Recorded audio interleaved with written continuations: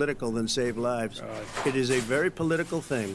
I've spoken to Pfizer. I've spoken to all of the people that you have to speak to. We have great Moderna, Johnson & Johnson, and others. They can go faster than that by a lot. Become very political because the left, or I don't know if I call them left, I don't know what I call them. So you're suggesting that the head of your Operation Warp Speed, Dr. Smawi? I disagree with him. Yeah, no, I disagree with both of them. And he didn't say that. He said it could be there, but it could also be much sooner. I had him in my office 2 days ago. He talked about the summer, sir, before it's generally available. Just like he said, it's a possibility that we'll have the answer before November 1st. It could also be after that. When it's generally available. Well, we're going to deliver it right away. We have the military all set up. Logistically, they're all set up. We have our military that delivers soldiers, and they can do 200,000 a day. They're going to be delivering. This is the same man who told set you up. By Easter this would be gone away. By the warm weather it'd be gone. Miraculous, like a miracle. And by the way, maybe you could inject some bleach in your arm, and that would take care of it. This is the same man. That was said sarcastically, and you know that. That was said sarcastically. And so here's the deal. This man is talking about a vaccine. Every serious company is talking about maybe having a vaccine done by the end of the year. But the distribution of that vaccine will not occur until sometime beginning or the middle of next year to get it out, if we get the vaccine. And pray God we will. Pray God we will. Mr. Vice President, I want to pick up You'll have the vaccine sooner. I want to pick up on this question, though. You say the public can trust the scientists, but they can't trust President Trump. In fact, you said that again tonight. Your running mate, Senator Harris, goes further, saying the public health experts, quote, will be muzzled, will be suppressed. Given the fact that polls already show that people are concerned about the vaccine and are reluctant to take it, are you and your running mate, Senator Harris, contributing to that fear? No more than the question you just asked him. You pointed out.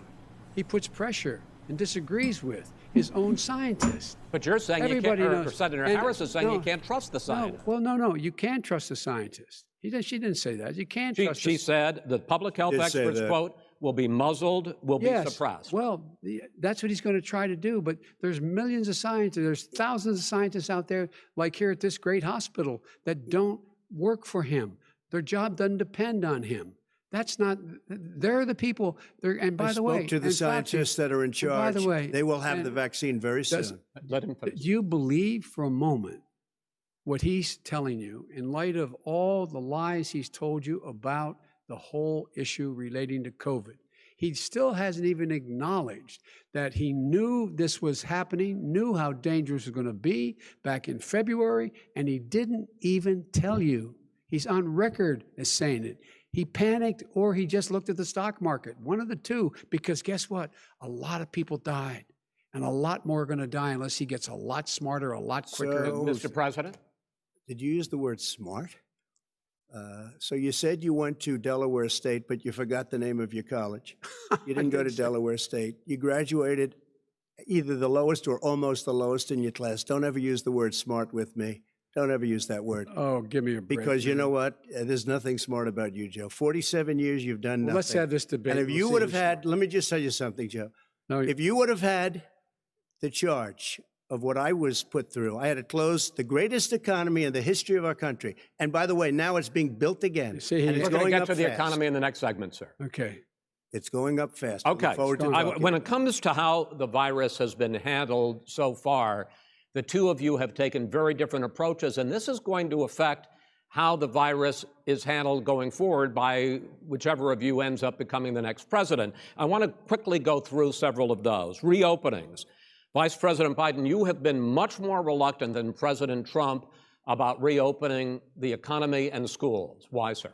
Because he doesn't have a plan. If I were running, I know what the plan is. You've got to provide these businesses the ability to have the money to be able to reopen with the PPE as well as with the sanitation they need. You have to provide them plastic. Tell that to Nancy Pelosi. Well, he's just shush for a minute. Tell it to Nancy Pelosi. And Schumer, by the way, Chuck. Nancy Pelosi and Schumer, they have a plan. He won't even meet with them. The Republicans won't meet him in the Senate. And he sits on his golf course. And I mean, literally, think about it. You probably play more than I do, Joe. What about this question of reopenings and the fact? Well, he wants to shut down this country. And I want to keep it open. And we did a great thing by shutting it down. Wait a minute, Joe. Let me shut you down for a second, Joe, just for 1 second. We want to He wants to shut down the country. We just went through it. We had to because we didn't know anything about the disease. Now we found that elderly people with heart problems and diabetes and different problems are very, very vulnerable. We learned a lot. Young children aren't. Even younger people aren't. We've learned a lot. But he wants to shut it down. More people will be hurt by continuing. If you look at Pennsylvania, if you look at certain states that have been shut down, they have Democrat governors all. One of the reasons they're shut down is because they want to keep it shut down until after the election on November 3rd. I want to move on to another because subject. it's a I want to political move on to another subject. But those states are not doing well that are shut down which is right got to now. respond to that. President Trump, you have begun to increasingly question the effectiveness of masks as a disease preventer. And in fact, recently you have cited the issue of waiters touching their masks and touching plates. Are you questioning I think the masks efficacy are okay. of You have masks? to understand, if you look, I mean, I have a mask right here. I put a mask on, when I think I need it. Tonight, as an example, everybody's had a test, and you've had social distancing and all of the things that you have to. But I wear masks when needed. When needed, I wear masks. Okay, let me ask. I don't wear masks like him. Every time you see him, he's got a mask. He could be speaking 200 feet away from it. He shows up with the biggest mask I've ever seen. I will say this. Vice President Biden, go ahead, sir. Look, the way to open businesses is give them the wherewithal to be able to open. We provided money. But I was asking you, sir, about masks. Well, masks make a big difference. His own head of the CDC said if we just wore masks between now, everybody wore masks and social distance between now and January, we'd probably save up to 100,000 lives. It matters. And they've also said the opposite. They've also said no serious person said the opposite. Well, look serious. at Dr. Fauci. Dr. Fauci said the opposite. He did not say the opposite. I want to ask you, we got a little bit more than a minute left in this segment. Masks are not good. Then he changed his mind. He said masks are good. I'm okay with masks. I want to ask you both about one last subject, because your different approaches has even affected the way that you have campaigned. President Trump, you're holding large rallies with crowds packed together, thousands of people. Outside, yes, sir, agreed. Vice President Biden, you are holding much smaller events with... Because nobody will show up. People with... What's true? Nobody shows up to his rallies. All right. In any case, why you holding the big rallies? Why you not? You go first, sir. Because people want to hear what I have to say. I mean, but are you not worried about a spreading disease? President, and I'll have 35,000 people show up at airports. We use airports. Are you not worried about the disease We have a lot of people. Sir? Well, so far, we have had no problem whatsoever. It's outside. That's a big difference, according to the experts. And we do them outside. We have tremendous crowds, as you see. I mean, and literally on 24 hours notice. And Joe does the circles and has 3 people someplace. Okay. By the way, did you see one of the last big rallies he had? And a reporter came up to him to ask him a question. He said, no, stand back. Put on your mask. Put on a mask. Have you been tested? Okay.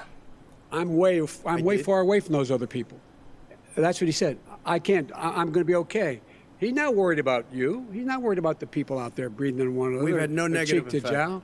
No negative effect. We've had no negative effect. And we've had 40,000 people at these rallies. Just quickly finish up, because I want to move on to our next. Yes, I would. He's been totally irresponsible the way in which he has handled the social distancing and people wearing masks, basically encouraged them not to.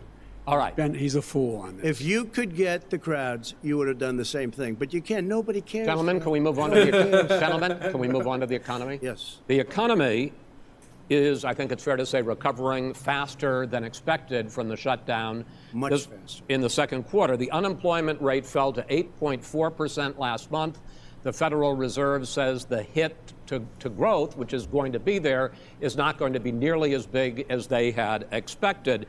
President Trump, you say we are in a V-shaped recovery. Vice President Biden, you say it's more of a K-shape. What difference does that mean to the American people in terms of the economy? President Trump, in this segment, you go first. So we built the greatest economy in history. We closed it down because of the China plague. When the plague came in, we closed it down, which was very hard psychologically to do. He didn't think we should close it down, and he was wrong. And again, 2 million people would be dead now instead of still 204,000 people is too much. One person is too much. Should have never happened from China. But what happened is we closed it down, and now we're reopening, and we're doing record business. We had 10.4 million people in a 4-month period that we've put back into the workforce.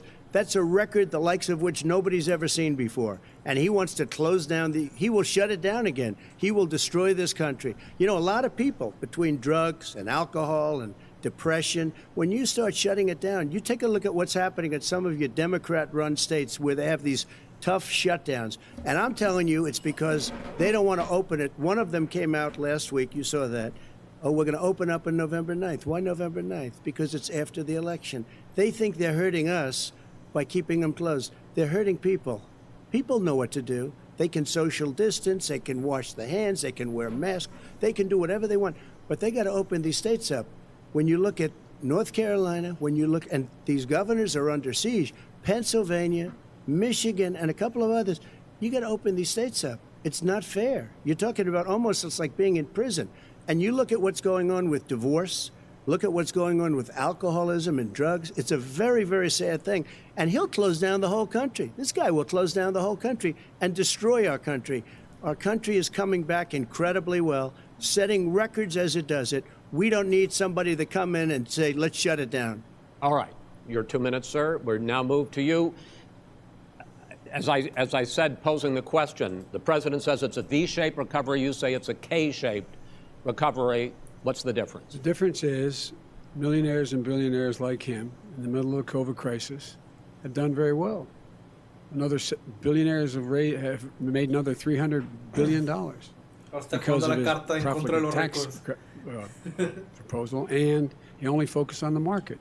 But you folks at home, you folks living in Scranton and Claymont and all the small towns and working class towns in America, how well are you doing? This guy paid a total of $750 in taxes. Sir, wait, no, sir, it's just yeah, I understand. You've agreed to the 2 minutes, so please let him have it. I get my time back. The fact is that he has, in fact, worked on this in a way that he's going to be the first president of the United States to leave office having fewer jobs in his administration than when he became president. Fewer jobs than when he became president. First one in American history. Secondly, the people who have lost their jobs are those people who have been on the front lines, those people who have been saving our lives, those people who have been out there dying, people who've been putting themselves in the way to make sure that we could all try to make it. And the idea that he is insisting that we go forward and open when you have almost half the states in America with a significant increase in COVID deaths and COVID cases in the United States of America. And he wants to open it up more. Why does he want to open it up? Why doesn't he take care of the American? You can't fix the economy until you fix the COVID crisis. And he has no intention of doing anything about making it better for you all at home in terms of your health and your safety. Schools, why aren't schools open? Because it costs a lot of money to open them safely. You know, they were going to give, his administration was going to give the teachers and school students masks. And then they decided, no, couldn't do that because it's not a national emergency. Not a national emergency. They've done nothing to help small businesses. Nothing. They're closing. 1 in 6 is now gone. He ought to get on the job and take care of the needs of the American people so we can open safely. All right. Your time is up, sir. Well, we are going to get to... I have to respond to that. Well, you both had 2 minutes, sir. Excuse me, he made a statement. So did you. People want their schools, people want their schools open. They don't want to be shut down. They don't want their state shut down. They want their restaurants. I look at New York. It's so sad what's happening in New York. It's almost like a ghost town. And I'm not sure it can ever recover what they've done in New York.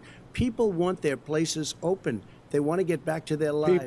They'll be careful, but they want their schools open. Okay. I'm the one that brought back football. By the way, I brought back Big Ten football. It was me, and I'm very happy to do it. And all right, people of Ohio are very proud of me. And you know how I found out? When he took gentlemen, we're going to ad. get to your economic plans going forward in a moment. But first, Mr. President, as you well know, there's a new report that in 2016, the year you were elected president, and 2017, your first year as president, that you paid $750 a year in federal income tax each of those years. I know that you pay a lot of other taxes, but I'm asking you the specific question. Is it true that you paid $750 in federal income taxes each of those 2 years? I paid millions of dollars in taxes, millions of dollars of income tax. And let me just tell you, There was a story in one of the papers. Show us your tax I paid returns. $38 million 1 year. I paid $27 million. Show us your tax 1 year. returns. I went. You'll see it as soon as it's finished. You'll see it. You know, if Oh. you want to do, go to the Board of Elections. There's a 118-page or so report that says everything I have, every bank I have, I'm totally under-leveraged because the assets are extremely good, and we have a very, I built Sir, a great I'm asking company. you a specific question, which But is... let me tell you... I understand all of that. Release your I tax understand return. all of that. But let me... No, Mr. President. Go ahead. I'm asking you a question. Will you tell us how much you paid in federal income taxes in 2016 and 2017? Millions of dollars. You paid millions of dollars? Millions of dollars. So yes. not 750? Millions of dollars, and you'll get to see it. And you'll get to When? see it. But let me just Inshallah? tell you, Chris, let me just tell you something, that it was the tax laws. I don't want to pay tax. Before I came here, I was a private developer. I was a private business people. Like every other private person, unless they're stupid, they go through Unless they're stupid. the laws, and that's what it is. He passed a tax bill that gave us all these privileges for depreciation and for tax credits. We build a building and we get tax credits, like the hotel on Pennsylvania Avenue. You get a massive, which, by the way, was given to me by the Obama administration, if you can believe that. Now, the man got fired right after that happened. But Vice President Biden, you want to respond? Yeah, I do want to respond. Look, the tax code that made him, put him in a position that he pays less tax than a school teacher on the money a school teacher makes, is because of him he says he's smart because he can take advantage of the tax code. Yes. And he does take advantage of the tax code. That's why I'm going to eliminate the Trump tax cuts. And we're going to eliminate those tax cuts and make sure that we invest in the people who, in fact, need the help.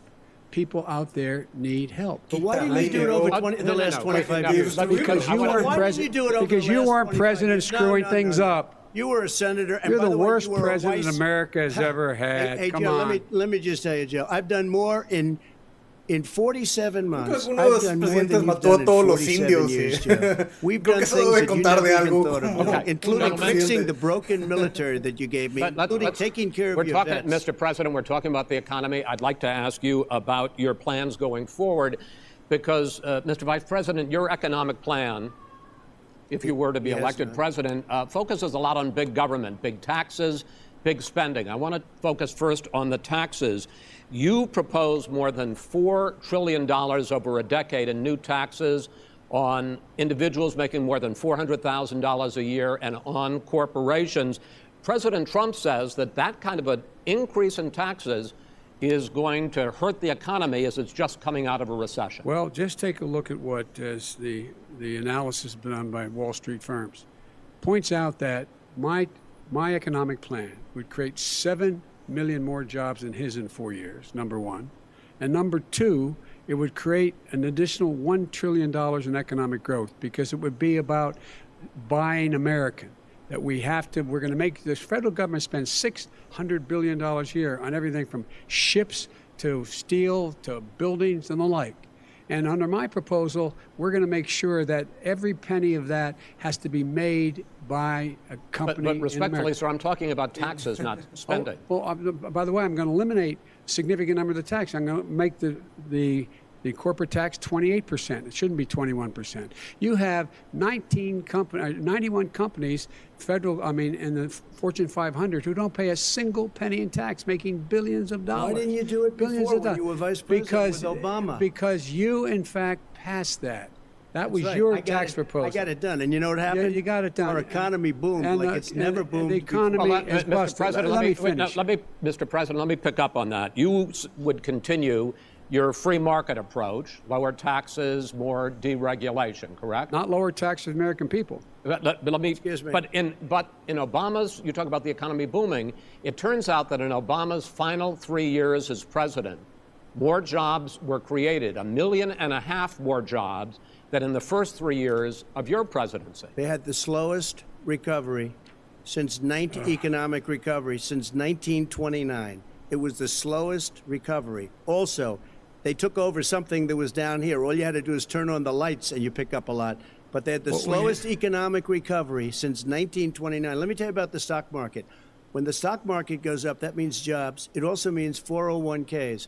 if you got in, if you ever became president with your ideas, you want to terminate my taxes, I'll tell you what, you'll lose half of the companies that have poured in here will leave, and plenty of companies that are already here, they'll leave for other places. They will leave, and you will have a depression, the likes of which you've never seen. Look, we inherited the worst recession short of a depression in American history. I was asked to bring it back. We were able to have an economic recovery that created the jobs you're talking about. We handed him a booming economy. He blew it. It wasn't booming. He blew it. It wasn't booming. It was the weakest recovery since 1929. Is it fair to say he blew it when fact, when there was record low unemployment before COVID? Yeah, but because what he did, even before COVID, manufacturing went in the hole. Manufacturing went in the hole. Excuse me, Chris. Wait. Number two. Chris. Number three. They said it would take. No, you're on number two. No. Chris. They said it would take a miracle to bring back manufacturing. I brought back 700,000 jobs. They brought back nothing. They gave up on manufacturing. Part of my standard fare. I'm the guy that brought back the automobile industry. All right, let him. We brought back. I was asked to bring back Chrysler and General Motors. We brought them back right here in the state of Ohio and Michigan. He blew it. They're gone. He blew it. And in fact, they're going. Ohio had the best year it's ever had last year. Michigan had the best year they've ever had. That is not Many true. Many car companies came in from Germany, from Japan, went to Michigan, went to Ohio. They're not having. And they didn't come in with you. Mr. Vice President, go ahead. And so you take a look at what he's actually done. He's done very little. His trade deals are the same way. He talks about these great trade deals. You know, he talks about the art of the deal. China's perfected the art of the steal. We have a higher deficit with China now than we did before. We have the highest trade deficit with Mexico. China ate your lunch, down 18%. China ate your lunch, Joe, and no wonder your son goes in and he takes out billions of dollars, to manage. He makes millions of dollars. And also, while we're at it, why is it, just out of curiosity, the mayor of Moscow's wife gave your son $3.5 million. What did he do to deserve it? What did he do with Burisma to deserve $183,000? You've asked your question, let him answer. None of that is true. Oh, really? Totally, Mr. President, Mr. President, please. Totally discredited. Totally discredited. And by the way, well, wait, he didn't get $3.5 million, Joe? Mr. Vice, he got $3.5 million. That is not true. Oh, really? Mr. President, it's an open discussion, please. It's a fact. Well, you have raised an issue. Let the Vice President answer. Discredited. Did Burisma pay him $183,000 a month with no experience in energy? Mr. President, my son did nothing wrong at Burisma. I think he did. Mr. President, let him answer. He doesn't want to let me answer because he knows I have the truth. His position has been totally, thoroughly discredited. By who? And Ukraine. The media? By everybody. Well, by the media, by our allies, by the World Bank, by everyone has discredited. Matter of fact, even the people who testified under oath. So let me ask you this, Joe. No, go ahead, Mr. I'm listening to you. You got $3.5 million from Moscow. He testified under oath in his administration, said, I did my job and I did it very well. Oh, really? I did it honorably. I'd like to know who they are. Well, I'll give you the list of the people who testified. No, go ahead, sir. Sure, you've already fired most of them because they did a good job. Some people don't do a good job.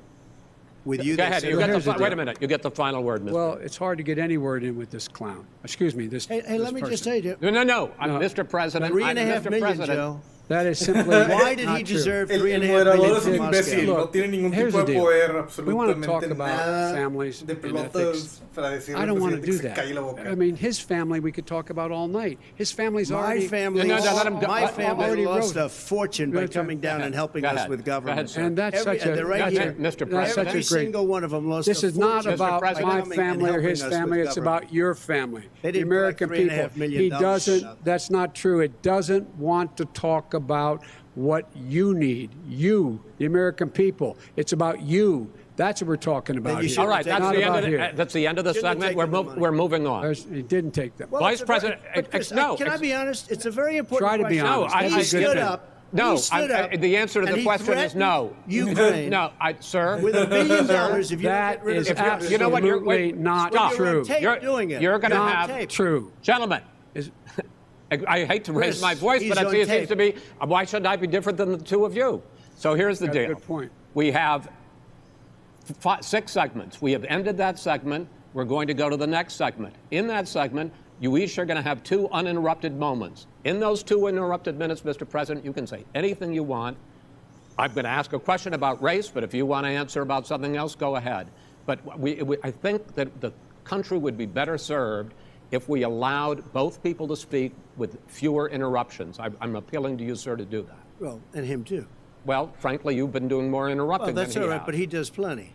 Well, less than, sir, less there's than. plenty. No, Pero es less un than you idiota have. menor que yo. Let's please continue on. The issue of race. Vice President Biden, you say that President Trump's response to the violence in Charlottesville 3 years ago, when he talked about very fine people on both sides, was what directly led you to launch this run for president. Oh, yeah, sure. President Trump, you have often said that you believe you have done more for black Americans than any president, with the possible exception of Abraham Lincoln. My question for the 2 of you is, why should voters trust you rather than your opponent to deal with the race issues facing this country over the next 4 years? Vice President Biden, you go first. It's about equity and equality. It's about decency. It's about the Constitution. And we have never walked away from trying to require equity for everyone, equality for the whole of America. But we've never accomplished it. But we've never walked away from it like he has done. It is true. The reason I got in the race is when those people, close your eyes, remember what those people looked like coming out of the fields carrying torches, their veins bulging, just spewing anti-Semitic bile, and accompanied by the Ku Klux Klan. A young woman got killed. And they asked the president what he thought. He said there were very fine people on both sides. No president has ever said anything like that. It is who's now, who second, in it, sir. Second point I'd make to you is that when Floyd was killed, when Mr. Floyd was killed, there was a peaceful protest in front of the White House. What did he do? He came out of his bunker, had the military use tear gas on him so he could walk across to a church and hold up a Bible. And then what happened after that? The bishop of that very church said that it was a disgrace. The general who was with him said all he ever wants to do is divide people, not unite people at all. This is a president who has used everything as a dog whistle to try to generate racist hatred, racist division. This is a man who, in fact, you talk about helping African Americans. 1 in 1,000 African Americans has been killed because of the coronavirus. And if he doesn't do something quickly, by the end of the year, 1 in 500 will have been killed. 1 in 500 African Americans. This man is a savior of African Americans. This man cares at all. This man's done virtually nothing. Look, the fact is that you have to look at what he talks about.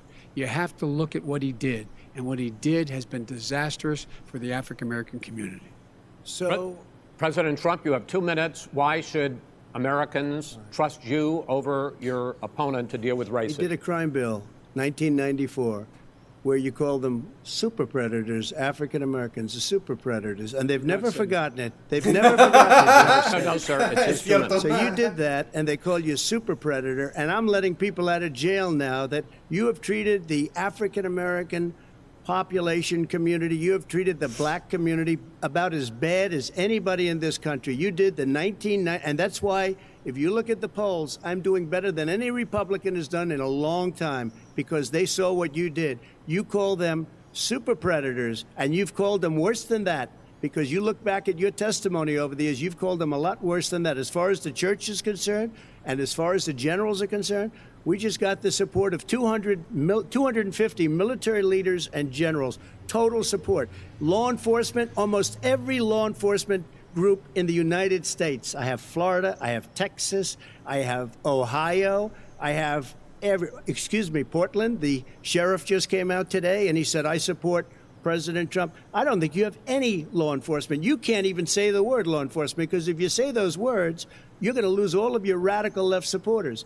And why aren't you saying those words, Joe? Why don't you say the words law enforcement? Because you know what? If they called us in Portland, we would put out that fire in a half an hour, but they won't do it because they're run by radical left Democrats. If you look at Chicago, if you look at any place you want to look, Seattle, They heard we were coming in the following day, and they put up their hands, and we got back Seattle. Minneapolis, we got it back, Joe, because we believe in law and order, but you don't. The top 10 cities and just about the top 40 cities are run by Democrats and in many cases radical left, and they've got you wrapped around their finger, Joe, to a point where you don't want to say anything about law and order. And I'll tell you what, the people of this country want and demand law and order, and you're afraid to even say it. All right. I want to return to the question of race. Vice President Biden, after the grand jury in the Breonna Taylor case decided not to charge any of the police with homicide, you said it raises the question, quote, whether justice could be equally applied in America. Do you believe that there is a separate but unequal system of justice for blacks in this country? Yes, there is. There's systemic injustice in this country, in education and work and in law enforcement and the way in which it's enforced. But look, the vast majority of police officers are good, decent, honorable men and women.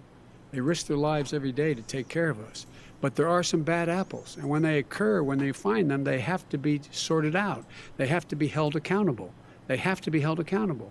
And what I'm going to do as President of the United States is call together an entire group of people at the White House, well, everything from the civil rights groups to the police officers, to the police chiefs, and we're going to work this out. We're going to work this out so we change the way in which we have more transparency. We're going to work it out. When these things happen. These cops aren't happy to see what happened to George Floyd. These cops aren't happy to see what happened to Breonna Taylor. Most don't like it. But we have to have a system where people are held accountable. And by the way, violence in response is never appropriate. Never appropriate. Peaceful protest is. Violence is never appropriate. What is peaceful protest? When they run through the middle of the town and burn down your stores and kill people all over the place, that and you is say not peaceful protest? President Trump, No, it's I'm not not, asking. but you say it is. President Trump, I'd like to continue with the issue of race. I please. promise we're going to get to the issue of law and order in a moment. This month, your administration directed federal agencies to end racial sensitivity training that addresses white privilege or critical race theory. Why did you decide to do that, to end racial sensitivity training? And do you believe that there is systemic racism in this country, sir?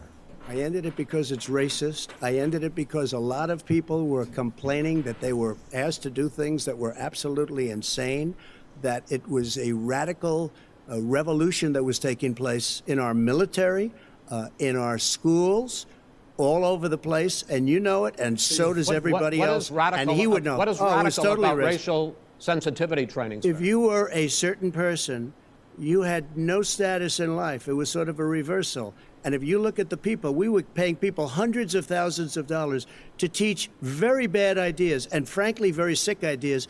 And really, they were teaching people to hate our country. And I'm not going to do that. I'm not going to allow that to happen.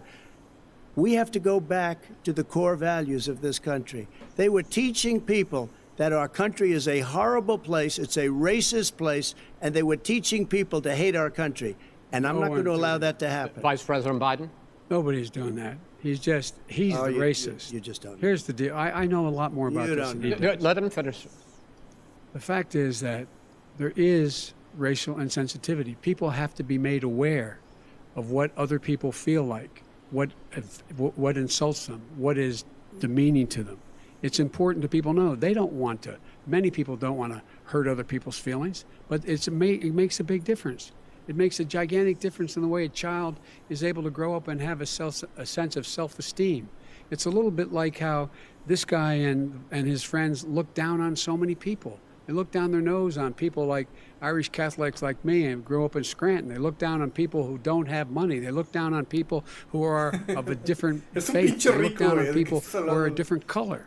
In fact, we're all Americans. The only way we're going to bring this country together is bring everybody together. There's nothing we cannot do if we do it together. We can take this on and we can defeat racism in America. President Trump, sir. During the Obama-Biden administration, there was tremendous division. There was hatred. You look at Ferguson, you go to many places. Look at Oakland. Look what happened in Oakland. Look what happened in Baltimore. Look what happened. Frankly, it was more violent than what I'm even seeing now. Oh, my but Lord. the reason This is that ridiculous. the Democrats that run these Absolutely cities ridiculous. don't want to talk like you about law and order. Violent and you crime, still haven't mentioned. violent Are you crime. in favor of law and order? I'm in favor of law. You follow Are you in favor of law and order? Go Yes, ahead, I'm say in it. favor. You asked a Everybody's in favor question, of let him finish. Law and order. Loses Law and let order. him, let him answer. Law and order with justice, where people get treated fairly. And the fact of the matter is, violent crime went down 15% in our administration. All right. It's gone up on his watch. Went down much more in ours. All right, we're now. is president of Mr. the President, United you're going States to. of America. Mr. President, every record in the Mr. book. President, you're going to be very happy because And the we're now going to places- talk about law and order. Places we had trouble were Democratic-run cities. That's and exactly my Democratic- question. There has been a dramatic increase in homicides in America this summer, particularly, and you often blame that on Democratic mayors and Democratic governors, but in fact, there have been equivalent spikes in Republican-led cities like Tulsa and Fort Worth. So the question is this really a party issue? I think it's a party issue. You can bring in a couple of examples, but if you look at Chicago, what's going on in Chicago, where 53 people were shot and 8 died shot. If you look at New York, where it's going up like nobody's ever seen anything, the numbers are going up 100, 150, 200%. Crime. It is cities. crazy what's going on. And he doesn't want to say law and order because he can't, because he'll lose his radical left supporters. And once he does that, it's over with. But if he ever got to run this country and they ran it the way he would want to run it, we would have our suburbs would be gone. By the way, our suburbs would be gone, and you would see problems like you've never seen. He would know a suburb unless he took a wrong turn. Oh, I know suburbs. He would not. So much I was better. raised. Go ahead. Wait a minute. I was raised in the suburbs. This is not 1950. All these dog whistles and racism don't work anymore. Suburbs are by and large integrated. There's many people today driving their kids to soccer practice and/or to black and white and Hispanic in the same car as there have been any time in the past. What really is a threat to the suburbs and their safety is his failure to deal with COVID. They're dying in the suburbs. His failure to deal with the environment. They're being flooded. They're being burned out because his refusal to do anything. That's why the suburbs are in trouble. I do want to talk about this issue of law and order, though. And in the joint recommendation that came from the Biden-Bernie Sanders task force, you talked about, quote, reimagining policing. First of all, what does reimagining policing mean, and do you support? Let me, if I might finish the question. What does reimagining policing mean, and do you support the Black Lives Matter call for community control of policing? Look, what I support is the police having the opportunity to deal with the problems they face. And I'm totally opposed to defunding the police officers. As a matter of fact, local police, the only one defunding in his budget calls for a $400 million cut in local law enforcement assistance. They need more assistance. They need, when they show up for a 9/11 call, to have someone with them as a psychologist or psychiatrist to keep them from having to use force and be able to talk people down. We have to have community policing like we had before, where the officers get to know the people in the communities. That's when crime went down. It didn't go up, it went down. And so we have to be engaged. That's not what they're talking about, Chris. That's not what they're talking about. He's talking about defunding the police. That is not true. He doesn't have any law support. Look, he has no law enforcement that's not support. true. Almost that's nothing. Look. Oh, really? Who do you have? Name one group that supports you. Name one group that came out and supported you. Go ahead. Look, think. We have time. We don't have time to do anything. Name one law enforcement group that came out and supported gentlemen, you. I think I'm going to take back the moderator's I don't role, think there are any. and I want to get to another subject, which is the issue of protests in many cities that have turned violent. In Portland, Oregon, especially, we had more than 100 straight days of protests, which I think you would agree. You talk about peaceful protests. Many of those turned into riots. Mr. Vice President, you say that people who commit crimes should be held accountable. The question I have, though, is, as the Democratic nominee, and earlier tonight you said that you are the Democratic Party right now, have you ever called the Democratic mayor of Portland or the Democratic governor of Oregon and said, hey, you got to stop this, bring in the National Guard, do whatever it takes, but you stop the days and months of violence in Portland? I don't hold public office now. I am a former vice president. I've made it clear in my public statements that the violence should be prosecuted. It should be prosecuted. And anyone who commits it But should you've be never prosecuted. called for the people, He's never the said leader. that. Excuse me, sir. You have never called for the leaders in Portland and in Oregon to bring in the National Guard and knock off 100 days of riots. They can, in fact, take care of it if he just stay out of the way. Look here. Oh, really? Oh, really? Here's the thing. I sent in the wait, I U.S. asked him a Marshals to question. get the killer No, of the young man in the middle of the street. They shot him, and for 3 days, President Trump, Portland wouldn't do anything. I had to send in the U.S. Marshals. They took care of business. Go ahead, sir. And by the way, his own former spokesperson said, riots and chaos and violence help his cause. That's what this is all about. I don't know who said that. I do. Who? I think Kellyanne Conway. I don't think she said that. She said that. And so here's the All right. But here's the point. Go ahead, The point sir. is that that's what he is, keeps trying to rile everything up. He doesn't want to calm things down. Instead of going in and talking to people and saying, let's get everybody together, figure out how to deal with this. What's he doing? He just pours gasoline in the fire constantly, every single solitary time. Okay, and to button up this segment, I'm going to give you a minute to answer, sir.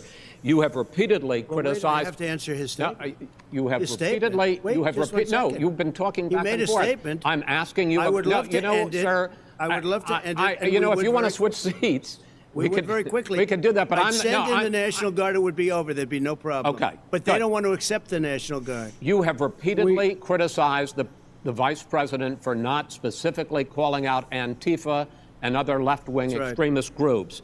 But are you willing tonight to condemn white supremacists and militia groups and to say that they need to stand down and not add to the violence in a number of these cities, as we saw in Kenosha and as we've seen in Portland? Sure, Are you I'm willing prepared to to do that, specifically but do it? Well, I go would ahead, say sir. I would say almost everything I see is from the left wing, not from the right wing. So what are you saying? I'm willing to do anything. I want to see Well, peace. then do it, sir. Say it. Do it. Say it.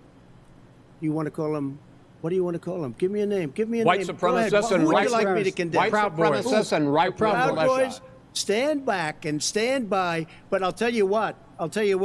Somebody's got to do something about Antifa Proud and Boys. the left because this is a left-wing. Proud Boys. This is a FBI director This said, is a Go left-wing. ahead, let- white go ahead, sir. supremacists. Antifa's an idea, not an organization. Oh, you got not it. a militia. That's what his Qué FBI, mamada, güey. Ambos, his güey. FBI Ambos, no puede ser, director güey. Nos said. acaba de llamar los Proud Boys. We're done, sir. We're moving on to the next. Everybody We're gives moving. you Bat advice hits in you your over the head, that's administration. not an idea. Everybody in Antifa your is bad. administration tells you the truth has a bad idea. Can I tell you what? You have no ideas. that Antifa is a dangerous All right, radical gentlemen, group. we're now moving on to the Trump And and you ought to be Biden careful with records. them. They'll overthrow you. When in a 2 president, seconds. I'm going to ask a question.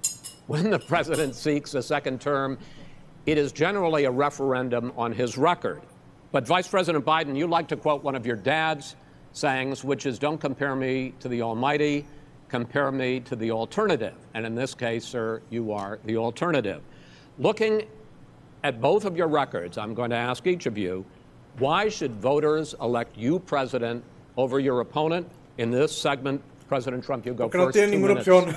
Because there has never been an administration or president who has done more than I've done in a period of 3.5 years. And that's despite the impeachment hoax. And you saw what happened today with Hillary Clinton, where it was a whole big con job. But despite going through all of these things, where I had to fight both flanks and behind me and above, there has never been an administration that's done what I've done. The greatest, before COVID came in, the greatest economy in history, lowest unemployment numbers. Everything was good. Everything was going. And by the way, there was unity going to happen. People were calling me for the first time in years. They were calling, and they were saying, it's time maybe. And then what happened? We got hit, but now we're building it back up again.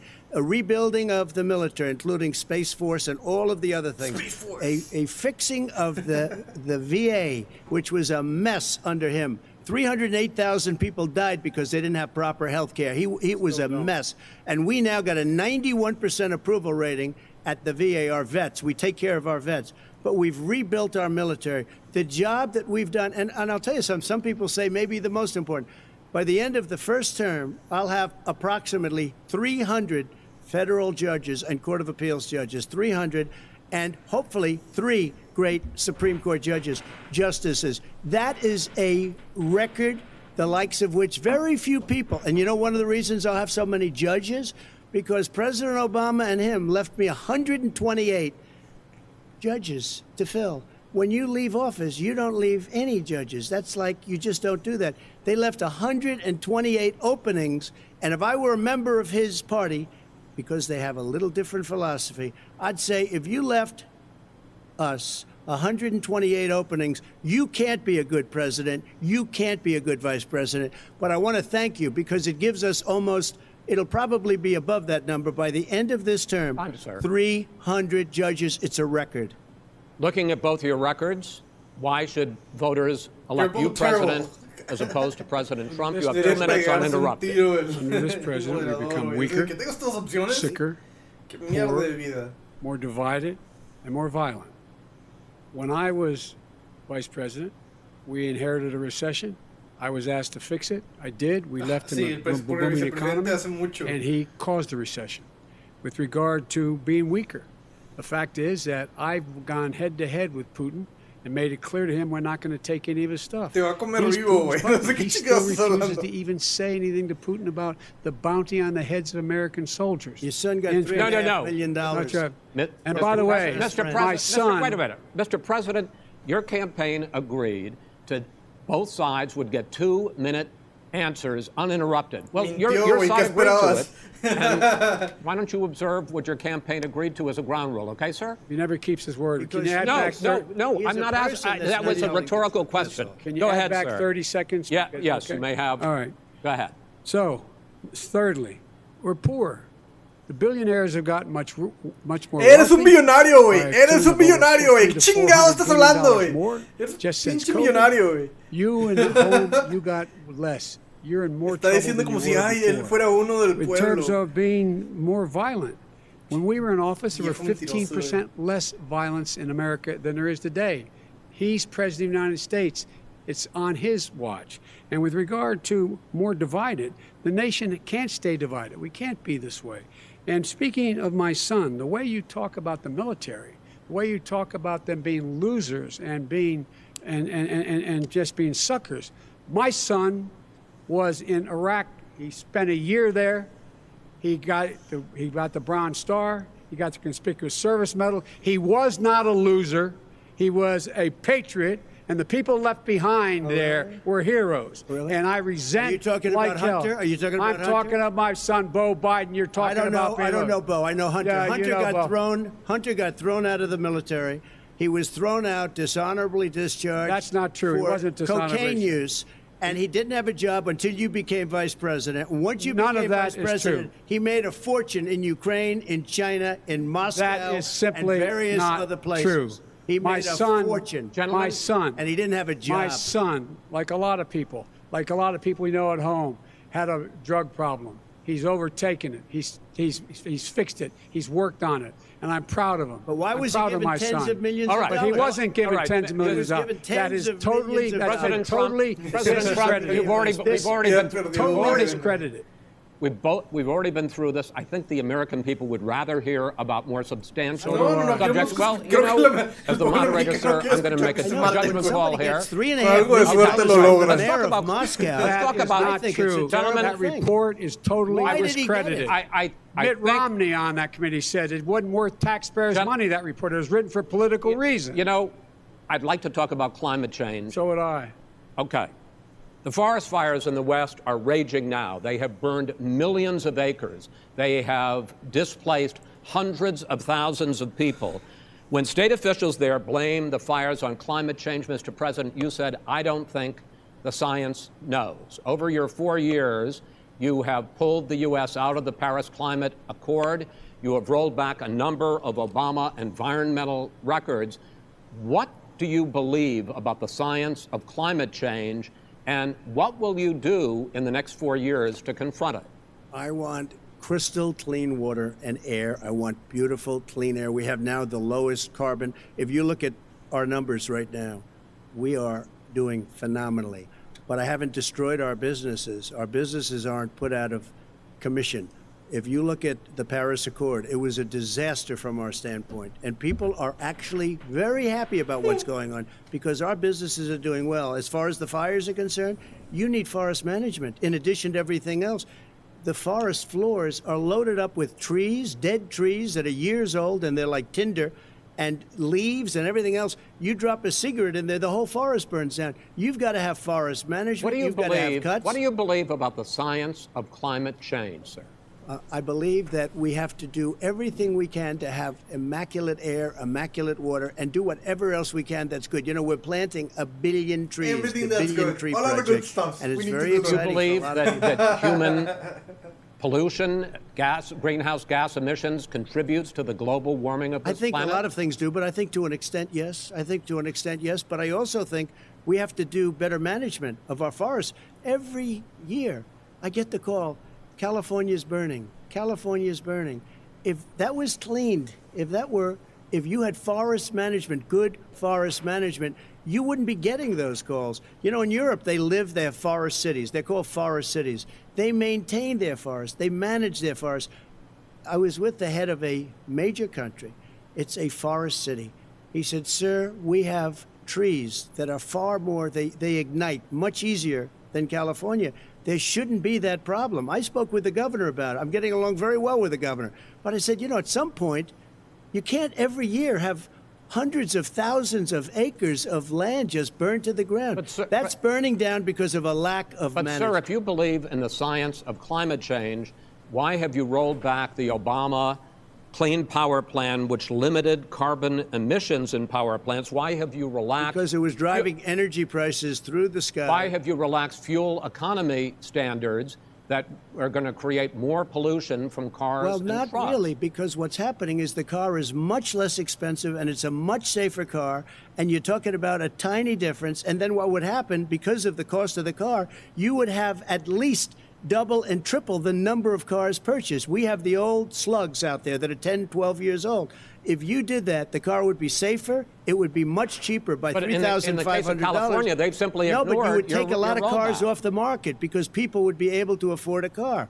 Now, and by the way, we're going to see how that turns out. But a lot of people agree with me, many people. The car has gotten so expensive because they have computers all over the place for an extra little bit of gasoline. And and I'm okay with electric cars, too. I think I'm all for electric cars. I've given big incentives for electric cars. But what they've done in California is just crazy. Right. Vice President Biden, I'd like you to respond to the president's climate change record, but I also want to ask you about a concern. You proposed $2 trillion in green jobs. You talk about new limits, not abolishing, but new limits on fracking, ending the use of fossil fuels to generate electricity by 2035, and zero net emission of greenhouse gases by 2050.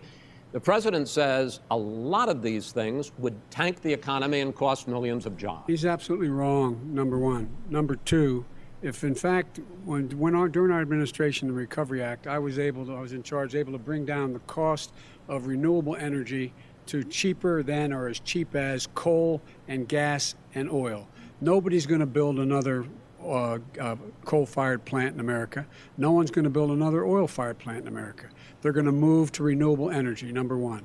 Number two, we're going to make sure that we are able to take the federal fleet and turn it into a fleet that's run on their electric vehicles. Making sure that we can do that, we're going to put 500,000 charging stations in all of the highways that we're going to be building in the future. We're going to build an economy that, in fact, is going to provide for the ability of us to take 4 million buildings and make sure that they, in fact, are weatherized in a way that, in fact, they'll emit significantly less gas and oil because the heat will not be going out.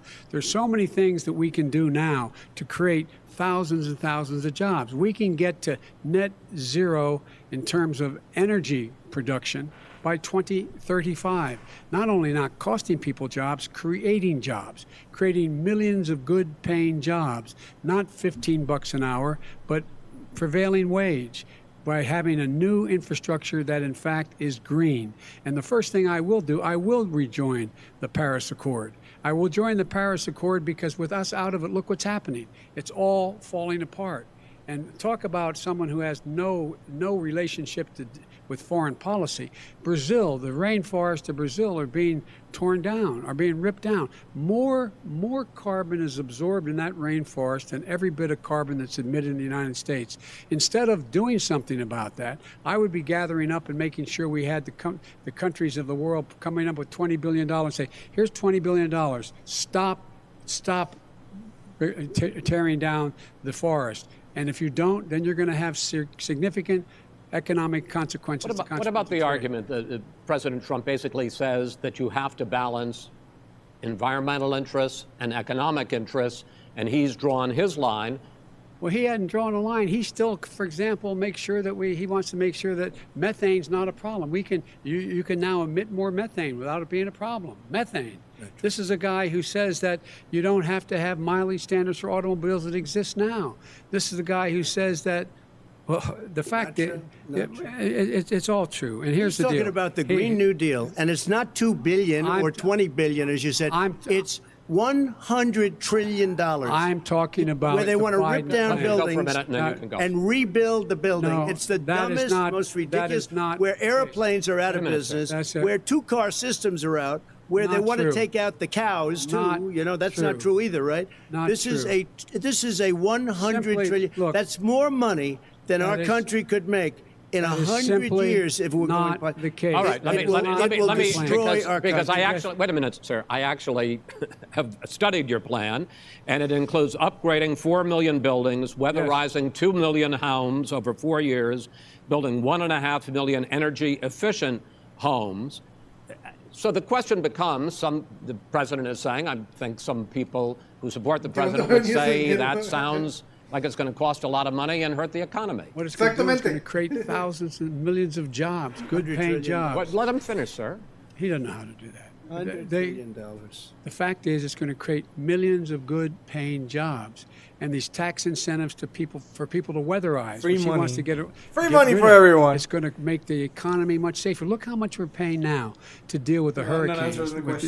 By the way, he has an answer for hurricanes. He said maybe we should drop a nuclear weapon on them. They may. I never said that. That's at all. He did say. You made it up. And here's the deal. You make up. We are going to be in a position where we can create hard, good jobs by making sure the environment is clean and we all are in better shape. We spend billions of dollars now, on floods, hurricanes, rising seas.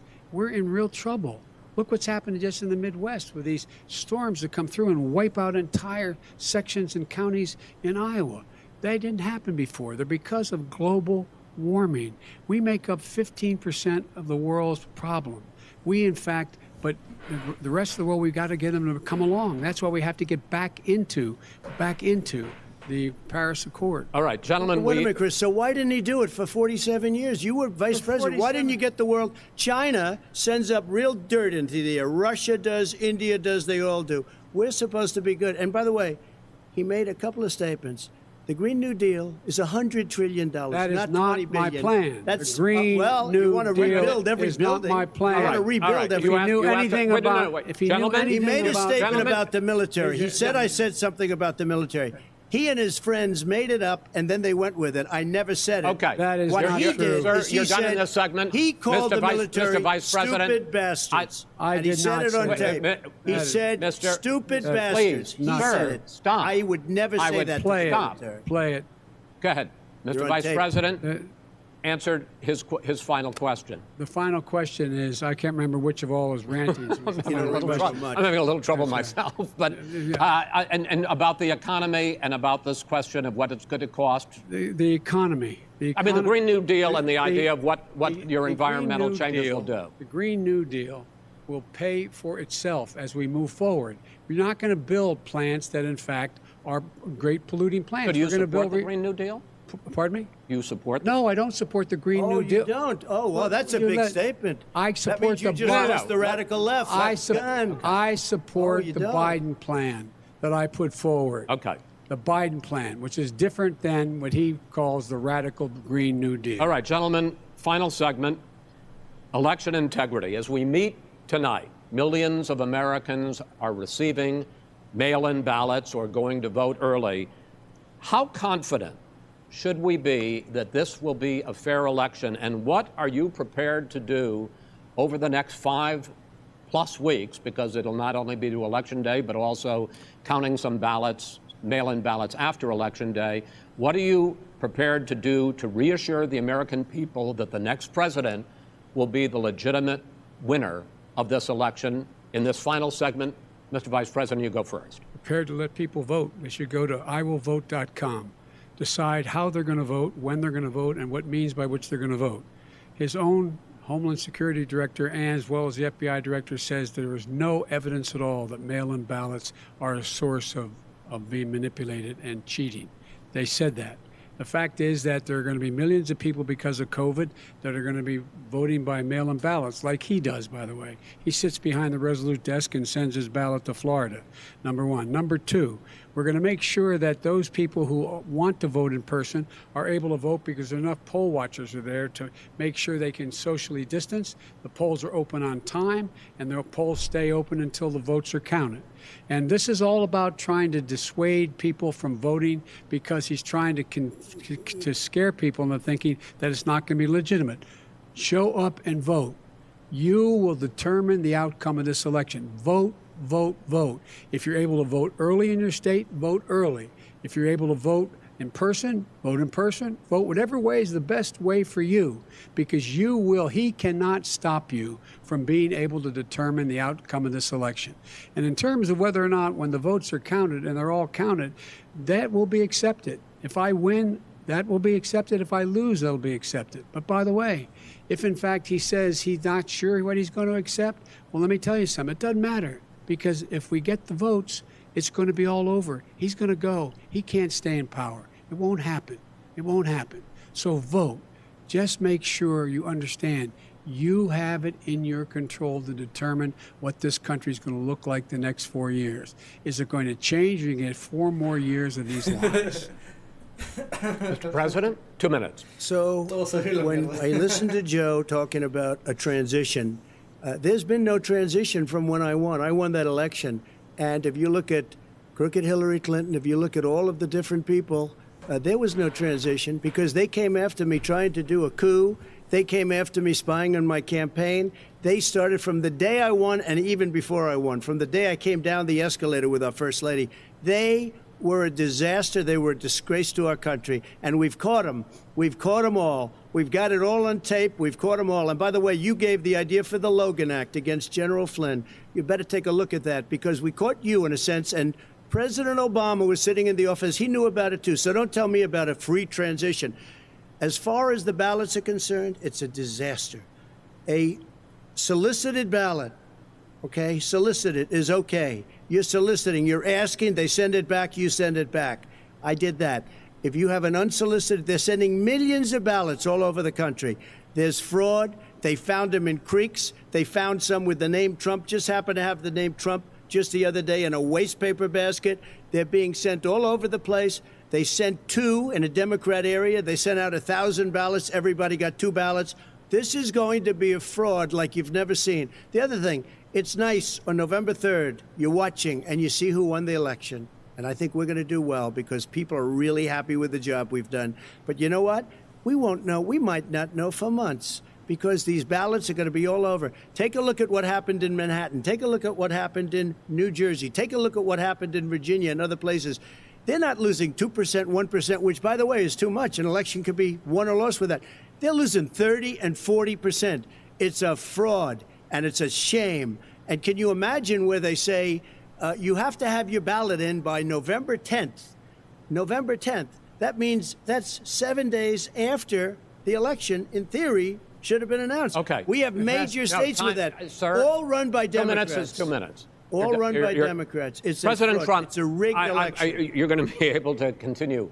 You have been charging for months that mail-in balloting is going to be a disaster. You say it's rigged, that it's going to lead to fraud. But in 2018, in the last midterm election, 31 million people voted mail-in voting. That was a quarter, more than a quarter of all the voters that year cast their ballots by mail. Now that millions of mail-in ballots have gone out, what are you going to do about it? And are you counting on the Supreme Court including a Justice Barrett, to settle any dispute? Yeah, I think I'm counting on them to look at the ballots, definitely. I don't think I hope we don't need them in terms of the election itself. But for the ballots, I think so. Because what's happening is incredible. I read today, where at least 1% of the ballots for 2016 were invalidated. They take them, we don't like them, we don't like them. But they throw them out left if there are millions of ballots going out right now? What you do is you go and vote. You do a solicited ballot, and that's okay, or you go and vote. I'm asking you about the fact that millions of people You go and vote. You go and vote, but like they used to in the old. Millions of people. You either do, Chris, a solicited ballot where you're sending it in, they're sending it back, and you're sending. They have mailmen with lots of it. Did you see what's going on? Take a look at West Virginia. Mailmen selling the ballots. They're being sold. They're being dumped in rivers. This is a horrible thing for our country. There is no. This is not. There is no. This is not going to end well. There is no This is not going to end well. 5 states have had mail-in ballots for the last decade or more. 5, including 2 Republican states. And you don't have to solicit the ballot. It's sent to you. It's sent to your home. What they're saying is that it has to be a postmark by election day. If it doesn't get in till the 7th, 8th, 9th, it still should be counted. He's just afraid of counting the votes because You're wrong. You're wrong. I want to continue with you on this, Vice President Biden. Chris, he's so wrong when he makes a statement like that. Excuse me. Vice President Biden, the biggest problem, in fact, over the years with mail-in voting has not been fraud historically. It has been that sizable numbers, sometimes hundreds of thousands of ballots are thrown out because they have not been properly filled out, or there is some other irregularity, or they missed the deadline. So the question I have is, are you concerned that the Supreme Court with a Justice Barrett will settle any dispute? I'm concerned that any court would settle this because here's the deal. When you get a ballot and you fill it out, you're supposed to have an affidavit. If you didn't know, you have someone say that this is me. You should be able to, if in fact you can verify that's you before the ballot is thrown out, that's sufficient to be able to count the ballot because someone made a mistake and not dotting the correct I. Who they voted for, testify, say who they voted for, say it's you, that is totally legitimate. All right. Excuse me, Chris, when you have 80 million ballots sent in and swamping the system, you know it can't be done. You know it can't. And already there's been fraud. Mail service delivers wait a minute, gentlemen. And the final question is, in 8 states, we can keep talking. In 8 states, election workers are prohibited currently by law, 8 states, from even beginning to process ballots, even take them out of the envelopes and flatten them until Election Day. That means that it's likely, because there's going to be a huge increase in mail-in balloting, that we are not going to know on election night who the winner is, that it could be days, it could be weeks. Could be months. Until we find out who the new president is. So first for you, sir, finally for the Vice President, I hope neither of you will interrupt the other.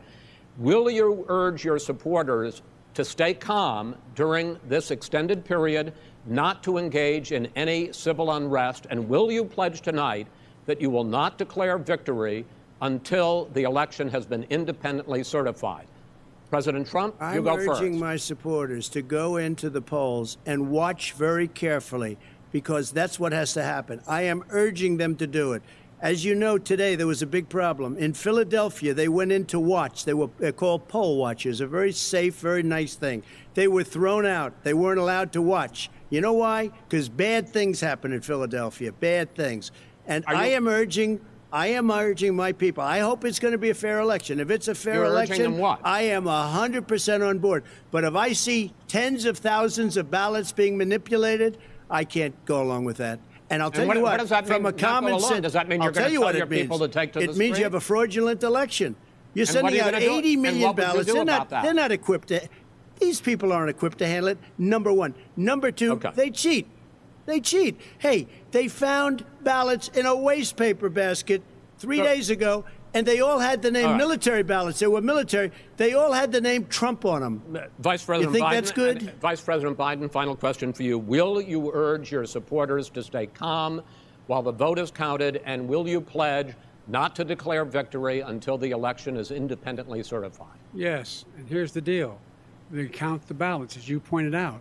some of these ballots in some states can't even be opened until Election Day. And if there's thousands of ballots, it's going to take time to do it. And by the way, our military, they've been voting by ballots since the end of the Civil War, in effect. And that's what's going to happen. Why was it not? Why is it for them somehow not fraudulent? It's the same process. It's honest. No one has established at all that there is fraud related to mail-in ballots, that somehow it's a fraudulent process. It's already been established. Take a look at Carolyn Maloney's race. I asked you had an opportunity to respond. Look at Carolyn Maloney. Go ahead. They have no idea what Vice happened. President Biden, go ahead. He has no idea what he's talking about. Here's the deal. The fact is, I will accept it, and he will too. You know why? Because once the winner is declared, after all the ballots are counted, all the votes are counted, that'll be the end of it. That'll be the end of it. And if it's me, in fact, fine. If it's not me, I'll support the outcome. And I'll be a president not just for the Democrats. I'll be a president for Democrats and Republicans. And this guy, I want to see an honest ballot count. Gentlemen, you say that's the end of it? This is the end of this debate? Honest ballot count. We're going to leave it there. To be continued as in more debates as we go on. President Trump, Vice President Biden, it's been an interesting hour and a half. I want to thank you both for participating in the first of 3 debates that you have agreed to engage in. We want to thank Case Western Reserve University and the Cleveland Clinic for hosting this event. The next debate, sponsored by the Commission on Presidential Debates, will be 1 week from tomorrow, October 7th, at the University of Utah in Salt Lake City. The 2 vice presidential nominees, Vice President Mike Pence and Senator Kamala Harris, will debate at 9 p.m. Eastern that night. We hope you watch. Until then, thank you and good night.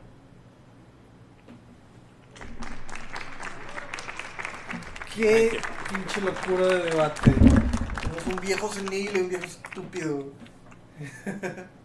A la verga. A la verga. ¿Qué podemos comentar sobre este debate? Bueno, claramente el moderador era un idiota y no tenía bolas, además de que claramente era un demócrata. Era un demócrata y le estaba dando preguntas sencillas a Biden y preguntas difíciles a Trump. Trump obviamente no, se los echó a ambos, ¿verdad? No pudieron con él. Obviamente siempre está mintiendo, ¿verdad? Y él vive en su propio mundo, pero Biden obviamente no salió bien librado. Puras estupideces, decir una cosa y luego otra. Claramente el debate lo ganó Trump. Y pues sí, es una pena ver que el poder del país más que tiene más la militar más grande del mundo se le va a dar a una de estas 2 personas. Qué mierda de situación. Bueno, vamos a ver si hay preguntas.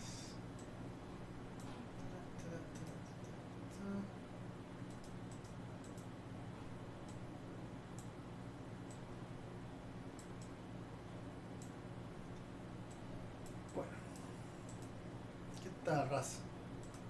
Vamos a ver si dejan algunas preguntas en el comentario. Y si no, terminemos esta pequeña crítica del debate.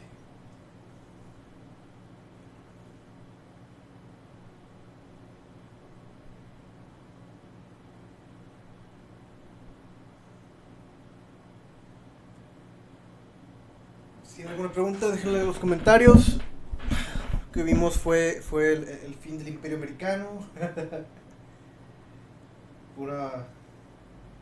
Puro desmadre.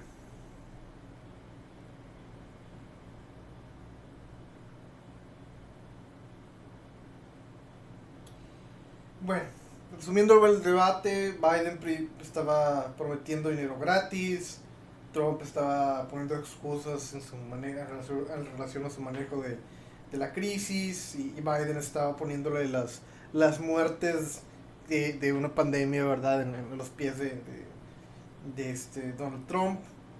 Y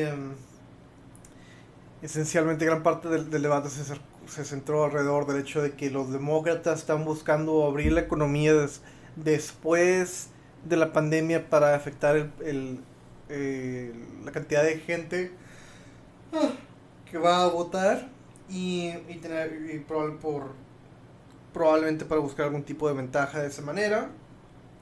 Y Trump al revés quiere abrir la economía antes para ganar más votos y para que más gente vaya a votar por él.